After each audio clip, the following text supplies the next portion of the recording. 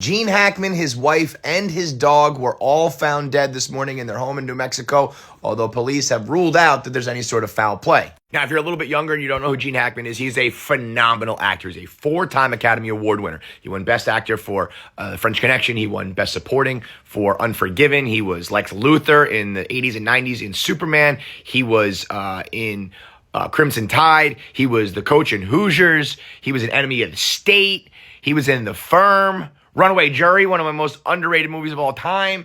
Pretty much if John Grisham novels became a movie, he was in it. Now, in recent years, he would shock fans every time he stepped out looking like this. I would have no idea that that's Gene Hackman if the paparazzi didn't tell me. This is his wife, Betsy. She was 63. They've been married since 1991, and the beautiful couple was found dead along with their dog in the house. Now, listen, I understand there could be something like monoxide poisoning, where everybody in the house, unfortunately, gets wiped out. There are ways to explain how an entire house goes to sleep at night and doesn't wake up in the morning. But when that happens, you gotta give some details. I mean, I'm sure eventually they might disclose this, but right now just saying there's no foul play, but we don't know what happened, is gonna lead a whole lot of people to believe that there was foul play involved. You know, it's one thing if Gene Hackman doesn't wake up. He's 95 years old.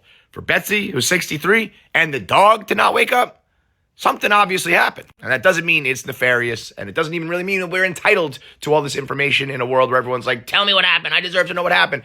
I'm just saying that when you put that out there in the manner they put that out there, a whole bunch of people are going to be like, something shady.